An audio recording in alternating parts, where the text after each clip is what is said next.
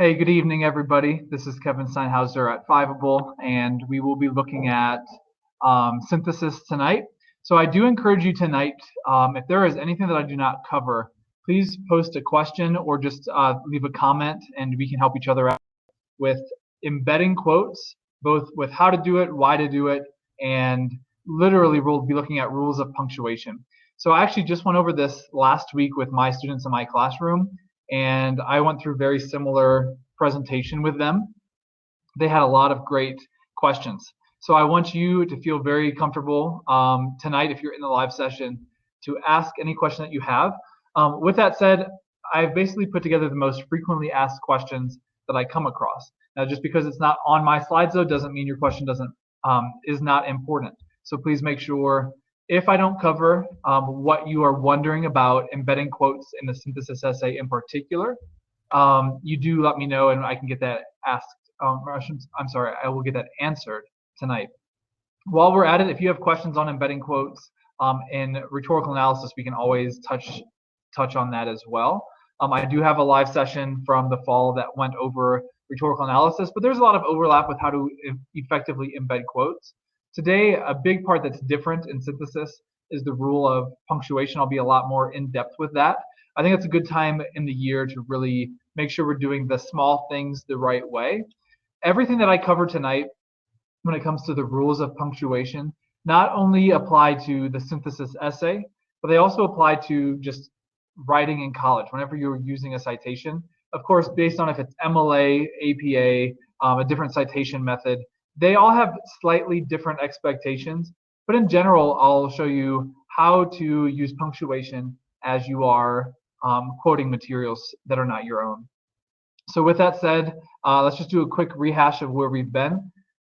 The last 3 weeks, we've been in synthesis. The prompt that I have been using, I will continue to use tonight. However, if you haven't been with us the last 3 weeks, it's going to be very easy to jump in tonight. You won't need to have read the prompt to get the point of today's lesson. With that said, we've been in the monument synthesis essay. That's where my sample sentences will come from when I show you exactly how to and how to not cite with punctuation, embedded quotes, etc. So 3 weeks ago, we laid the foundation for synthesis. 2 weeks ago, we looked at how to write an effective introduction, how to set the tone and content of your synthesis essay. Last week, we went into body paragraphs and how to really earn your score, how to really unpack your own synthesis explanations. And then tonight we're going to take a pause from like the actual writing of paragraphs and look at just when you cite, how should that look? When you cite, I recommend, this is really for body paragraphs. You can absolutely cite a quotation in a synthesis essay in an intro or in a conclusion. I recommend staying away from that and just writing a more argument-based intro and conclusion. That's making sure you're not summarizing, you're in charge of the argument. Again, synthesis is an argument essay. So you can quote anywhere, but you definitely need to quote thoroughly, or I should say effectively, in your body paragraphs. The quotes don't have to be thorough, so I misspoke there. The explanation and commentary has to be thorough. So your own writing has to be thorough. In fact, you'll hear me say this tonight, less is more. I don't want you quoting a ton from the authors. I actually want you quoting less. That gives you room to be in control of the writing and to enter your own ideas. So I'll show you very tangibly what that should look like tonight. So we'll start with a quick overview of what embedded quotes is and should be in a synthesis essay. We'll spend a good chunk of the second portion of our live session in the nuances of grammar. And then lastly, we'll end with that less is more mindset, and I'll really make sure that's very clear and why that's important. But let's go ahead and launch the slideshow. Again, if you have questions, please post them, and I will make sure to wrap up answering any questions I don't ask in the live session. So we are working on embedding quotes tonight on Tuesday. I want to do a couple quick reminders on synthesis, but this will not take me long, especially if you're just jumping in and haven't been with me the last 3 weeks. So some frequently asked questions are how to organize a synthesis essay. So there's no right way to organize, but you do have to have organization. If you just have a big block of text, that communicates to your reader that you're just sort of getting out what you can at that time, and it's often not going to be as coherent and organized as you want it to be. So have an intro, have a conclusion, and have 2 or 3 body paragraphs. And I said last week when we were working on body paragraphs, I actually recommend having 2 body paragraphs on the synthesis instead of 3. Now there's absolutely 100 different ways you could organize. This is the method that I've seen be most successful, or the easiest path to a 6 or higher. An intro, 2 very thorough body paragraphs, and again I gave you a model of that last week, and then a conclusion. So the reason I'm starting here with this is tonight, when you're writing your body paragraphs, we want to make sure we're doing, that's where we're earning our scores. We want to make sure we're doing it to the best of our ability. So embedding quotes is a huge factor in that. So I want to remind you here, synthesis is all about identifying how sources can work together to help you prove your point. Not about how they work together to prove someone else's point, or just like how do they agree or disagree with each other, but how can you use multiple sources to prove your point. So the reason why I wanted to start here today is just to remind you, especially if you were not with me last Tuesday night, every body paragraph I recommend have 2 different sources cited within it. So we're going to all be on citations tonight, but I want you to have that at the forefront of your mind. I should be doing this from 2 different sources per body paragraph, minimum, maybe even 3 sources. Now, I caution against too many sources because, again, you're going to have the tension in synthesis of too much quoting.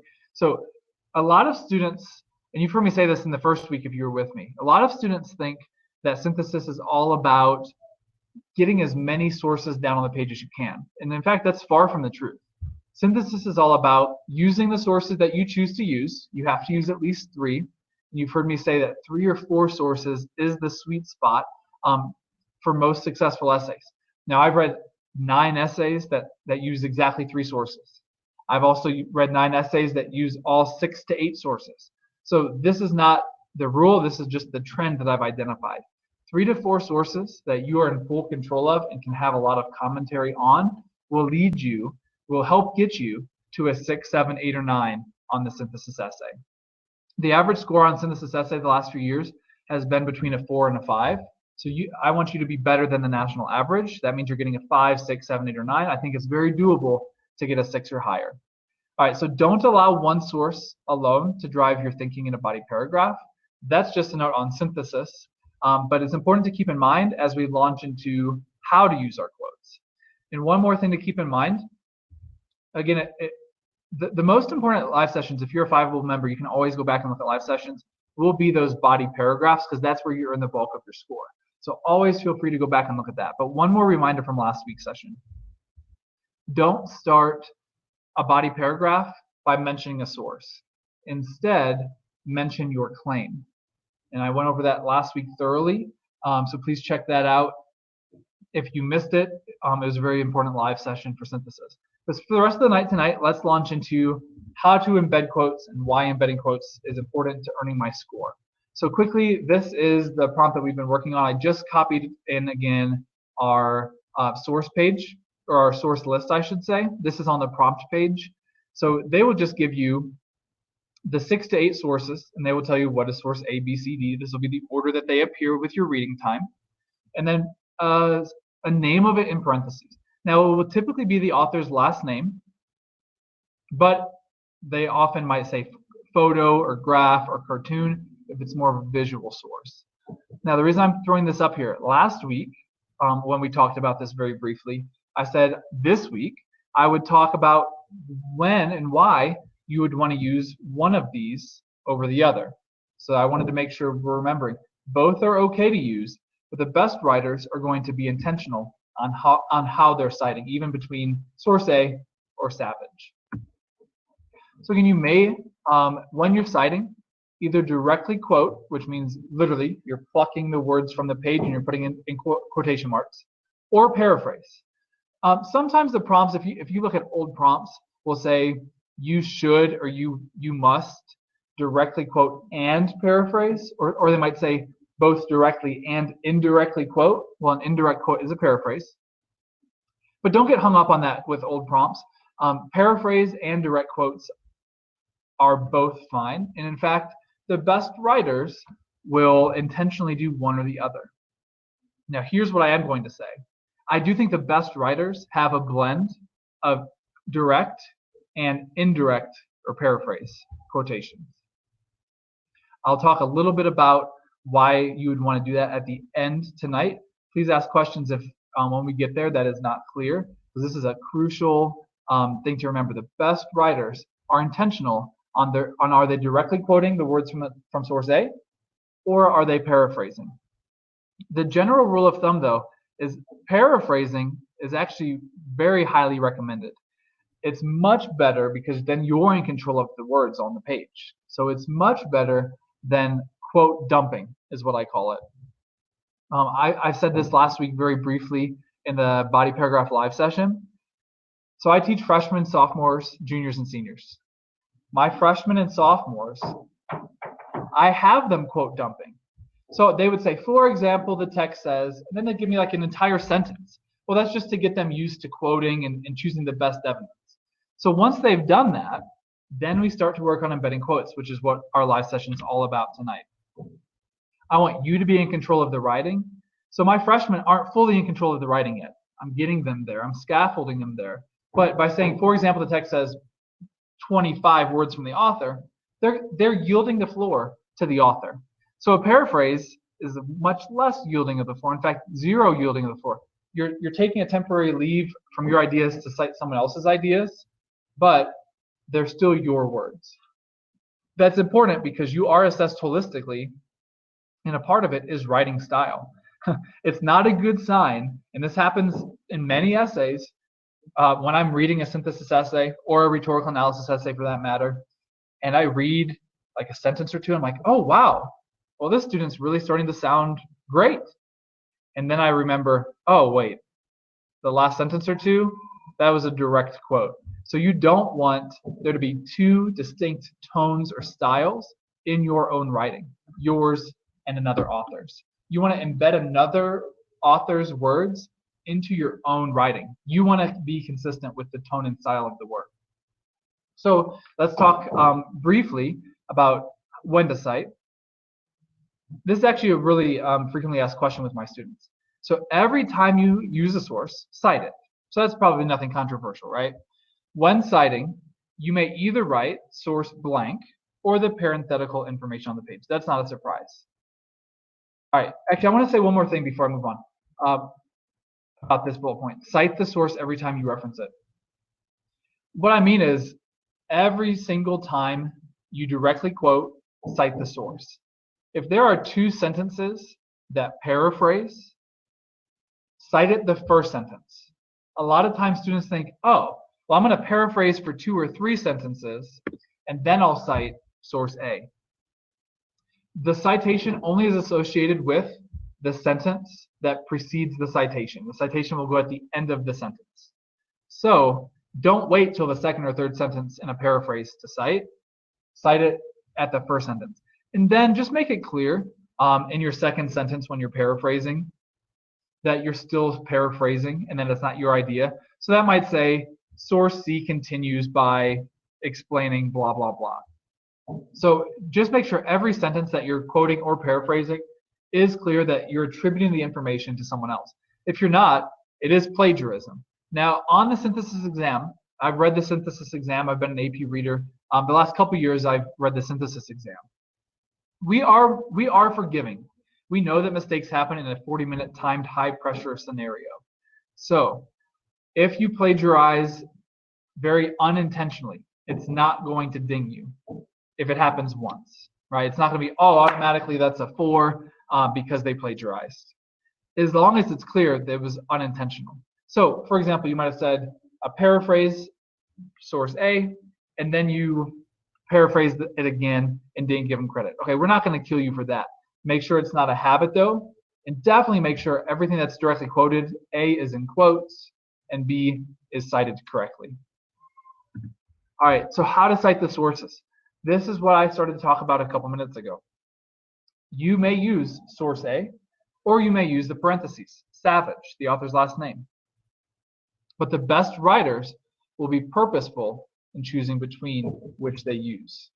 So let's break down the if and the when. If you're mentioning the author in the sentence itself, use the author's last name. So you wouldn't say the author of source A says blah, blah, blah. You'd say Savage claims blah, blah, blah. And then it might be a paraphrase, it might be a direct quote. So let's look at my example. Downs, for example, so Downs is the author I'm citing, described Mount Rushmore as being close to graffiti. That's my 3-word direct quote, because of its blatant defacing of Native American land. Okay, so I've paraphrased and directly quoted here, and this is essentially what I recommend. You're quoting the most important or the most necessary words, or I should say the words that most clearly articulate the author's meaning, but then you're paraphrasing around it. So described Mount Rushmore as being 3-word quote because of its blatant defacing, so paraphrase surrounding it. Therefore, I'm in control of the writing in the style, but I've also given credit to the idea and maybe the most important 3 words to the author. Now, the reason why, and this is true for college and college board, so AP language, the reason why you would want to use the author's last name here is that's just the general writing convention. When you wouldn't say source A, for example, describes. Source A is not describing. Downs is describing. So using the author's last name is just a writing convention across styles, across genres. That's what you're going to do. So I recommend signaling to your reader that you know that you're a high-level writer and that you're using that writing convention. So when you're mentioning the author's last name, that's how I would cite. Now, quick side note here. It is absolutely okay, and in fact, I recommend oversighting. It's not, for the sake of our synthesis essay, lapse in any means to have the author's last name and source C. This just ensures that your reader won't miss the citation. A lot of times, it's just easy, and let me be very clear here. I'm going to say something that I'm going to kind of push back on my own comment. A lot of times it might be easy to lose the author's last name and not to even to realize you've cited it, but it's not easy to overlook this, right? Every time I see something in parentheses, source C, it's easy to say, okay, this student used C, A, and F. Boom, this student used at least 3 sources. So I'm just saying, be extra safe. I actually recommend doing it this way. Show that I'm a good writer, show that I'm using high-level writing style. I wouldn't say source C says, but I actually would still put it in source A, B, C, D, E in parentheses. Now, I'm going to push back on what I just said. This is not to instill fear in you by any means. I do not believe this is like a justifiable fear, to be honest. I just think it takes 1 second to be extra safe to make sure your sources were seen and counted. Last year, I was an AP reader. For synthesis, like I said, I graded over 1,000 essays. There were 2 essays out of 1,000 plus that did not use 3 sources. Other than I got a couple blank essays or like a couple sentences. So taking those out, like fully developed essays, there were only 2 that used 2 sources. So those students got 4s. If you use 1 or 2 sources and write a fully developed essay, the best you can get is a 4. The reason I say that is, A, it's important for you to know everyone in the nation almost, or in the country and in the world who's taking this exam, is using 3 or more sources. So you have all been taught to do it the right way and practice it the right way by May. Secondly, it's important to know, for those 2, I did reread them because that's what they ask us to do. If you didn't catch 3 sources, go back and double check. Make sure you didn't miss it. Maybe they had the author's last name and you just read it and forgot to give them credit for source A. So the other reason this is important, Downs, I have to cross-reference as a reader. Is down source C? Is down source B? I can't remember. This just helps your reader out very clearly, showing source A, B, and C are obviously very different. If you start to kind of mix and match, which again I think is intentionally, you use the author's last name at certain times. But when you mix and match, it just slows the reader down a little bit, and you don't want to slow the reader down. I guess that's my point. They're going to give you a very valid score, but you want to make it easy for them to not let the source counting get in the way, right? So source C, A, B, whatever it is, put in parentheses. That's my recommendation. Guys, if you do it this way, let me put it back. If you do it this way, you're going to be fine. I'm just kind of giving you the insider tip. It's easier on your reader if you also do this. Now, I don't say do it here. Still use a high-level writing. But again, it's not a justifiable fear. Don't misunderstand me tonight. You will get your sources counted. They make sure of that. All right. Now let's look at the flip side. If you are not mentioning the author in the sentence itself, you must cite the source at the end of the sentence. I generally speaking don't recommend ever putting source A in the sentence. Source A, for example, shows. I do recommend doing it this way though. If it's a full paraphrase or even a partial paraphrase and a partial quote, but you're not mentioning the author, this is how I would do it. Let's read my direct quote. Critics pointed out the irony of the United States spending federal funding to build a museum when the government did little to stop the Holocaust from occurring. All right, so that's source E. I've cited it. I moved on. I even quoted it here.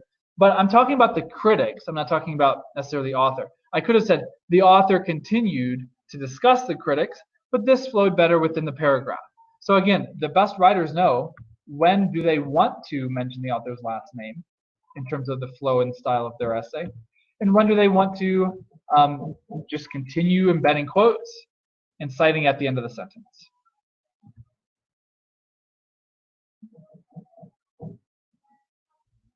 Hold on. Okay, I just wanted to show you very quickly. I'm going to make sure I was on the right slide. I took the first quote that I just had with a partial paraphrase and partial direct quote, and then I rewrote it. It's the same thing for a full paraphrase. Most paraphrases I would do this way, where I'm fully in control of the writing, but I'm acknowledging where I got my information from. So let's go ahead and read this. Just a different approach for the same idea. Critics pointed out the irony of the United States spending federal funding to build a museum when the government at the time did not do enough to stop the Holocaust when it was first beginning. So instead of directly quoting the second part of the sentence, I just paraphrase the whole way through, but the citation is the same. All right, now we're going to spend a good chunk of time in the most frequently asked questions regarding rules of punctuation. Again, this is not necessarily MLA or APA style. So when you're writing research papers in high school or college, you do want to follow whatever the teacher or professor prescribes. But all of these rules are rules of just writing conventions. So you want to make sure you're fully on point with MLA or APA style when that's your convention. However, most of these rules apply to both. So let's go ahead and just look at the rules for the synthesis essay, but keeping in mind that these are really just rules of good writing. So when citing the source in parentheses, do so at the end of the sentence. Now this is an exception. This is for synthesis. And in fact, we're super lenient. If I see the not that example, you're still getting full credit. I'm not really taking off points, but I just want you getting used to doing it the conventional way. So APA style often has different rules, but generally you still will often be citing at the end of a sentence for both MLA and APA. So that's what I want you getting the habit of. So APA has a different rule. I'll just tell you what it is. If you cite the author's last name, like back here, you would put the year, Downs 2019, for example, says, but then you'd still have a citation like where the page comes from and whatnot at the end of the sentence. So I think it's just a good idea to get in the practice of citing at the end of the sentence. You never in citation rules say there was immediate and intense controversy, Smith 2019, page 5. You never do that in the middle of a sentence. You always will take it at the end of a sentence.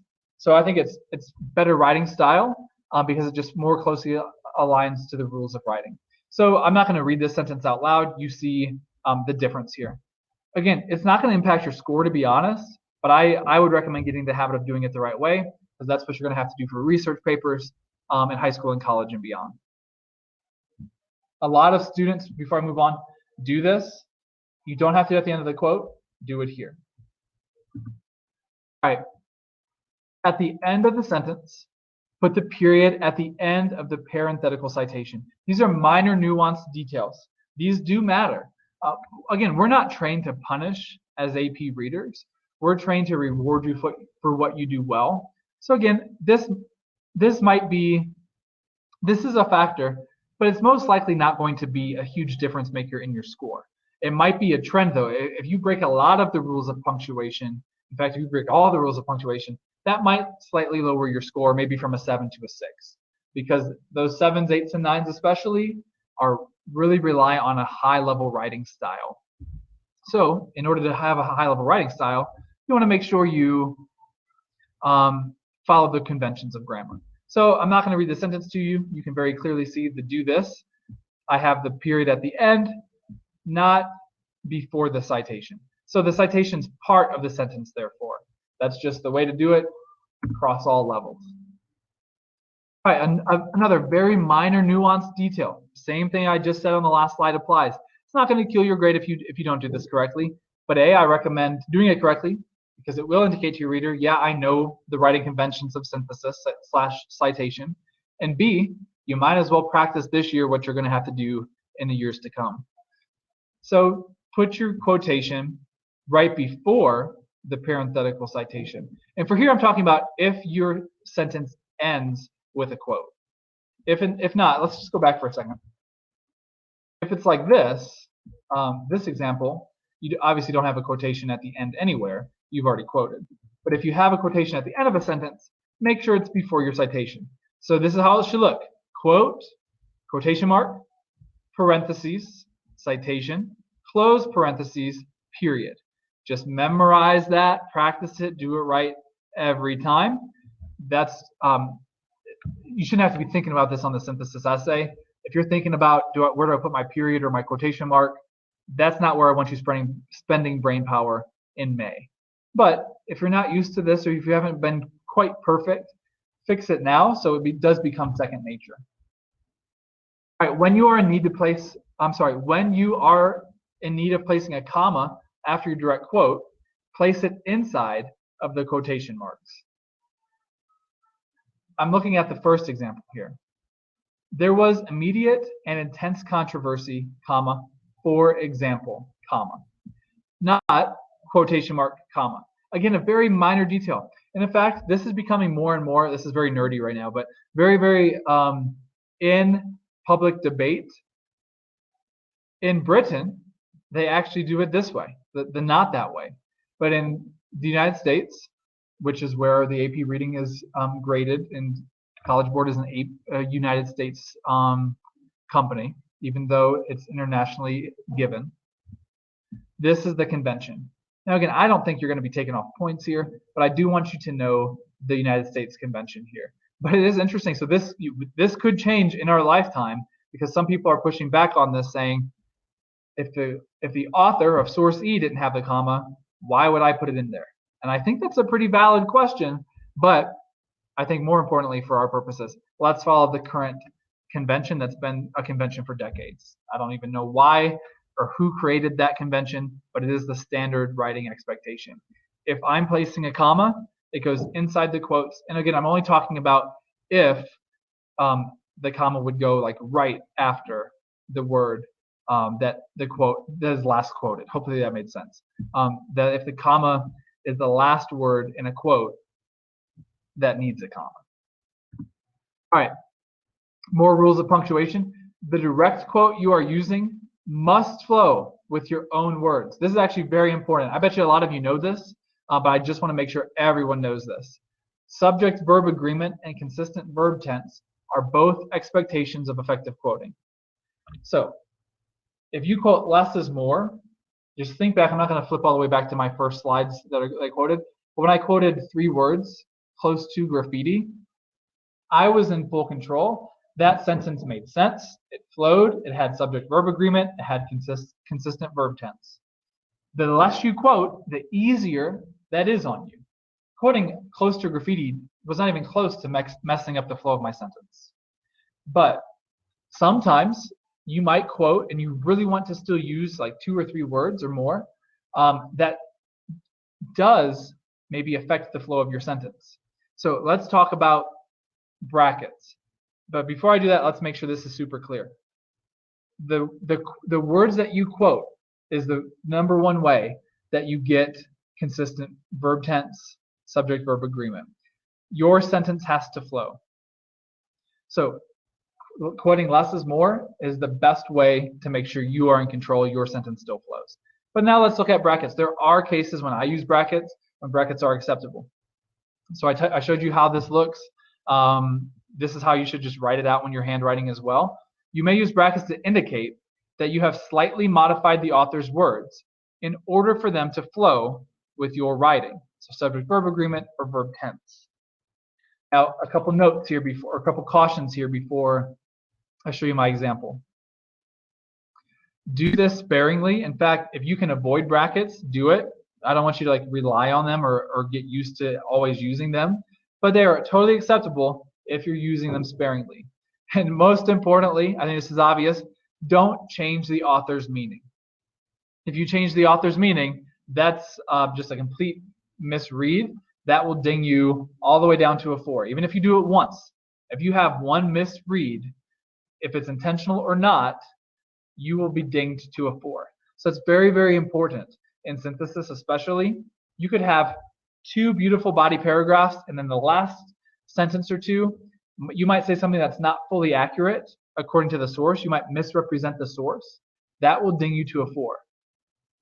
So in hindsight, be very careful to read the source carefully if you're going to use it to make sure you are representing it correctly. Excuse me. So I'm actually going to do this. Let's read the author's original sentence. This is again from Downs, source C. And then let's look at how I slightly changed his meaning to flow with my sentence. All right, so the author Downs says, it was bad enough that white men drove the Sioux from hills they still hold sacred. Did they have to carve faces all over them too? All right, now here's how I use this quote in my essay, or this sentence in my essay. So this is my sentence. Now in our modern society, Downs certainly is not alone in asking, quote, did, now look at my quote up here. I'm quoting the last part here. Did they have to carve faces all over them too? So, did, they doesn't make sense here. It doesn't flow within my paragraph because my reader would not know who they is without going back to source C. I don't want my reader to feel the need to go back to source C. Now let me be clear. Your reader will go back to source C as much as it takes to make sure he or she knows you're not misrepresenting the text. But as the writer, your job is to have a standalone work. Just like real research papers or real writers cite other authors, but they don't expect you, they don't expect you to have to go back and read the other author's work. So they're citing another author, but this is standalone work. So you need to have a standalone work too, even though you know that your reader has read the prompts.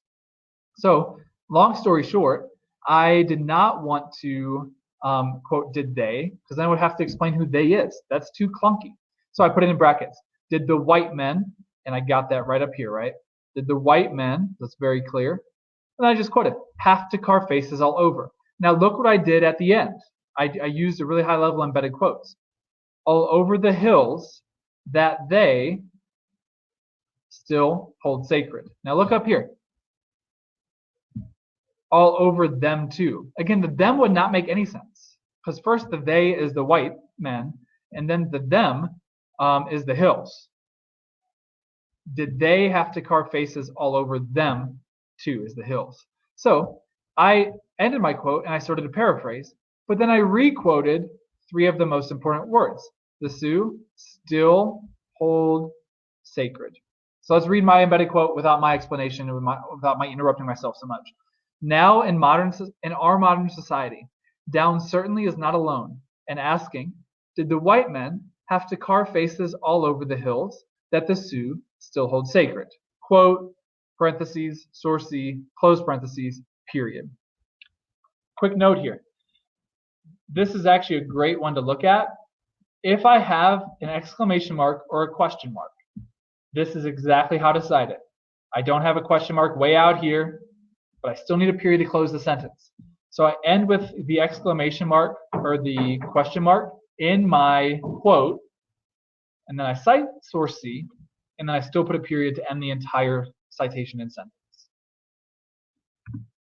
All right, now let's talk about the very dangerous ellipsis. An ellipsis is the ... So some of you might just call it dot, dot, dot. That's what my students sometimes say. So the word's ellipsis. It's a series of 3 dots. These dots indicate that something has been omitted from the quotation. Now that is done intentionally. A lot of times in like larger works, it might be to just get to the chase, to cut down an entire chunk of text. In fact, you've probably seen, maybe you've paid attention, maybe not, College Board released multiple choice exams or rhetorical analysis exams or passages that use ellipses. So there'll be an entire paragraph, and then the paragraph will end with 3 dots instead of a regular period. And then it'll start a new paragraph. Well, that indicates to you, okay, for the sake of our passage, this is a standalone work, but it's important to remember that something, maybe something large, has been cut out of the middle of it. Wherever 3 dots are, something's been cut. Now, for our purposes, I don't recommend cutting a lot. So the convention is it can cut a word, a phrase, or a huge chunk of text. But for our purposes, you might just cut out a phrase. If you don't want to do, let's go back a second, what I did here, and paraphrase in the middle. Maybe the sentence would have flowed. Maybe, here, let's just read. Did the white men have to carve faces all over the hills at the Sioux? Maybe that was the entire quote. So I would just use an ellipses, still hold sacred. I hope that makes sense. So maybe I didn't need to paraphrase. Maybe the whole quote flowed, but something non-essential was in the middle of it. I'm dotting my way through the non-essential writing. Now, my caution is do this sparingly, if at all. If you can avoid using an ellipsis, avoid using an ellipsis. However, it's totally fine to do it. And again, if you're going to use it, I want you to use it correctly. So the most important thing is always don't misrepresent the author's meaning, and your quotation must still flow. And here's the most important thing that's new on this slide because it only pertains to ellipsis. You are only citing the words that you write. Your reader will not go back and read all of the words that you purposely omitted from your quote. Because again, you are creating a standalone work. So let's look at this in action. Let's jump down to the not that very quickly. I have seen this a lot, although as students are getting better at synthesis and just practicing it more, I think, throughout high school, this is a lot less common. But I used to see this a lot, and I still see it every year. For example, Kelly, ... statue. All right, so again, if you're creating a standalone work, that makes absolutely no sense, right? Kelly, statue. So I know you cut something out, but your sentence still has to flow. There is no verb in that sentence, so it's clearly a mess. So students would do that because they don't want to take the time to write out a huge chunk of text, but that's not how this works. So your reader's not going to say, oh, Kelly, statue. Let me go find the word Kelly, and then let me see where statue is, and let me read that, and I'm going to give the writer credit for that sentence. A lot of students used to think, and I think it's becoming less and less common, but it's still out there, that if I just throw down huge quotes on the page, I'll just make sure I get credit. So I've actually seen a rhetorical analysis paper that does this as well. I've seen someone say, Abigail Adams talked kindly to her son, or something like that. For example, they quoted the first word of the passage, and they quoted the last word of the first paragraph. That don't work. So the words you quote are the words you get credit for. The words that are on your page are the ones that I expect you to be explaining and unpacking, not the words that you're ignoring or skipping over in source C. Essentially, an ellipsis is intentionally skipping over non-essential words to your argument. So let's look at my author sentence, and then let's look how I would do this effectively. So the author says, this is still source C. Kelly Lookinghorse, a Sioux artist I talked with as he sewed a skin drum at Mount Rushmore, said there were probably better ways to help Indians than a big statue. Okay, so I want to get that point across. I want to cite Kelly Lookinghorse, but I don't want to add all that extra information. That's not super crucial here. The fact that he sews skin drums, that's a whole different thing. Skin drums at Mount Rushmore is not the point of my sentence. So I'm going to skip over that and get to what I'm actually citing and focusing on. So for example, Sioux artist Kelly Lookinghorse said there were better ways to help Indians than a big statue. So notice I cut to the chase, but this sentence still flowed. If you closed your eyes and I read you that sentence, you would not know where the ellipses were, assuming you haven't read source C already, right? And that's the point. You want your reader to be able to, this doesn't happen, but be able to close their eyes, be read to, and hear someone who's in control of the entire essay, not yielding the floor. And definitely not like this, not that at the bottom, not making any sense at all. So, for example, Sioux artist Kelly Lookinghorse said there were better ways to help Indians than a statue. That sentence flows even with an ellipsis. All right, so those are the rules that I wanted to cover. If there's any follow-up questions you have or any additional questions you have, please let me know before we end. Before I get to any questions, I'll take a couple minutes here, really focusing in on less means more. This is probably the most important part of the slides tonight. Everything's valid, everything's important, especially as you look into the future when you're in college writing essays. But in terms of your synthesis score, misplacing a period is not going to kill you. This is where you'll really earn your score though. Writing style. So again, don't have a sentence that's entirely a quote. I call this quote dropping. If you just have quotation mark, sentence, quotation mark, source C, and no words, that's probably the worst thing you could do when it comes to oversighting, right? Is to completely give the floor to an author, not even introduce the quote. So always introduce the quote, but that's the basic expectation. I hope tonight you saw several examples of embedded quotes where I was in charge of the writing and actually still the idea that I'm pulling from the quote, or sorry, from the source. Okay, so this improves your writing score because you maintain control of the idea and the writing style. This is crucial. So the less you quote, the more in control you are. So let's look at another example. We looked at this one earlier. This is strong writing style. Again, I quoted 3 words. Downs, for example, described Mount Rushmore as being close to graffiti because of its blatant defacing of Native American land. Source C. Here's weak writing style. And this is especially weak because I've actually quoted 2 sentences consecutively. I never recommend doing that, even if they're short. Split them up, paraphrase part of them, make sure you maintain in control of every sentence of your paper. This is weak. According to source C, first, I don't recommend doing that. According to Downs. And then, quote, this is what my freshmen do because they're getting used to it. This is not what freshmen in college do.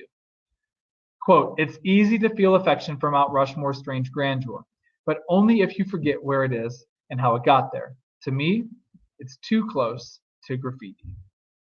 Same idea, but here I'm in control of the writing and the style, and I'm more in control of the idea that I'm pulling out, the graffiti, where here I'm just saying this is what another man said. I already went over this. So I'll just briefly make sure that's clear. Cite every sentence that includes a direct quotation. If you're paraphrasing, make sure especially the first sentence is clear. But again, I said make sure you just indicate to your writer, however that makes sense in your essay, that you are still paraphrasing, that you're not going on to a different idea that's yours. All right, so some final reminders, and then I'll get any questions you have. Less means more. Don't think that the synthesis skill is getting a lot of other people's words on the page. You're going to cite them, but you're going to quickly move away from them and get back to your own point and your own commentary. Again, follow the citation conventions and clearly cite your source. Make sure your 3 sources or more are accurately represented so they can be counted.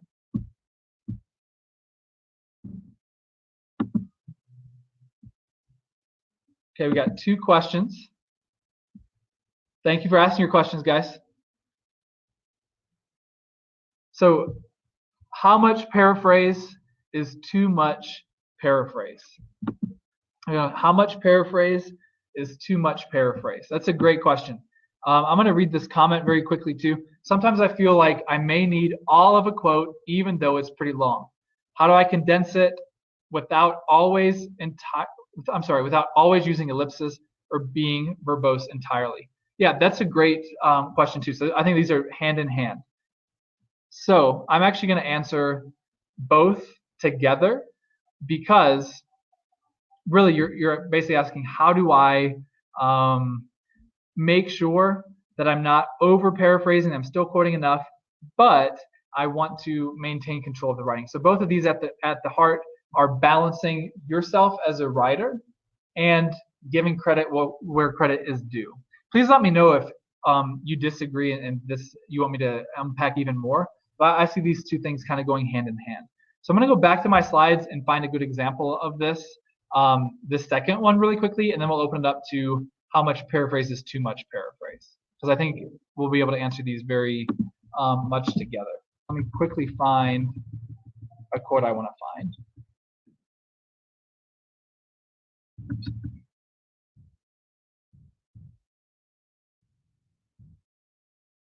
It's in here somewhere. Here we go. We talked about this quote. So this is a great example. We saw the somewhere else in my slides the what not to do when I just give you like a couple sentences. I think that goes to the point of the second question. So let's just read this again, then I'll kind of unpack a little bit more with those two questions in mind. So the author says, Downes says, it was bad enough that white men drove the Sioux from hills they still hold sacred. Did they have to carve faces all over them too? And then my question, now in our modern my sentence. Now in our modern society, Downes certainly is not alone in asking, did the white men have to carve faces all over the hills that the Sioux still hold sacred?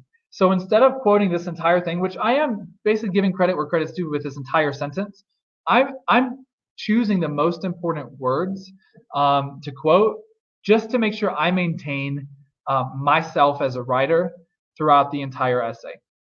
So I could easily say, Downes says, quote, blah, blah, blah, blah, blah, blah, blah, blah, and quote this whole thing. Because then I'm still citing his entire idea and I'm giving credit, and then I can launch off of it. This is the reason I wanted to come back here is really I didn't cut anything. I just quoted, paraphrased, quoted. Now the question also asked about ellipses, so let's look at this example. Sioux artist Kelly Looking Horse said there were better ways to help Indians than a big statue. If you really wanted to get into the fact that he sewed a skin drum at Mount Rushmore, that's actually what I recommend you doing. Give me this sentence, give me a sentence or two of commentary, and then go back and quote the other part, even though it's kind of like going around it, because I think this a positive here is a completely different idea than the main idea. He said there were better ways to help Indians than the big statue. So because of the way this sentence flows, if you, let's just say this was an important idea. You quote the first important idea, doesn't matter what order. You talk about it, you unpack it, and then you go back and quote the second important idea within the sentence. So let's go back with that in mind to the question. And let's see if this is answering it. So the question again is, sometimes I feel like I may need all of a quote, even though it's pretty long. How do I condense it without always using ellipses? That's what I recommend. Pinpoint why you want to use the quote. And I'm saying there are definitely times when there's a really great sentence you really want to unpack. Now, keep in mind, time is money here. So if you, it's a great place to be that you have too many great quotes to use. You have too much to say. So you want to choose what the most important things are for your purposes. You want to make sure you're using a blend of sources and you're really spending time across all of your main ideas. But with all that in mind, let's say you really want to use like this really long quote. Break it up. Give me the small piece of the quote that's important. Explain, explain, explain. Give me the second important piece of the quote. Hopefully that makes sense, but please let me know if you want me to elaborate any further. So let's just kind of end here. If I don't have any more questions, but feel free to jump in if I do. How much paraphrase is too much paraphrase? This is the tension of synthesis. I always recommend leaning on the side of more paraphrase. I'd rather have you do too much paraphrase than too much direct quotes. I started off tonight saying the best writers paraphrase and directly quote. I guess here's what I say. I wouldn't write an entire essay that's fully paraphrased. I would slip in some direct quotes.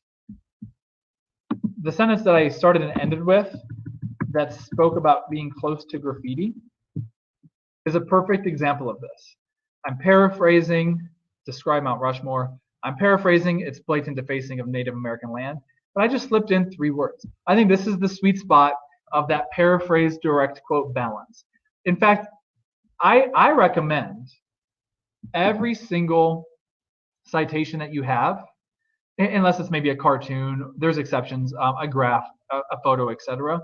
But any normal source that you're using with like an article or something, I recommend using partially a paraphrase and partially a direct quote. Now, keep in mind that direct quote is kind of embedded within that paraphrase. I hope that makes sense that it's embedded within the paraphrase. Like my sentence that's citing the source has elements of a paraphrase and elements of a direct source. I'm sorry, a direct quote within it. Okay, so I don't see any more questions popping up.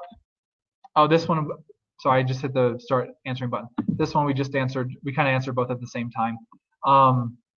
With that said, guys, I appreciate the questions. I always want to make sure what you're thinking is answered and what you walk away with. All right, so the plan is to continue on Tuesday nights. Hopefully you guys can keep on coming back as we get closer and closer to the May exam. All right, if you think of another question after I close out tonight and post it, I'll make sure to get to it next week. But hopefully that was a pretty thorough review on the ins and outs of embedding quotes, and more importantly, why they are important. All right, until next Tuesday, everyone have a great week. Thank you.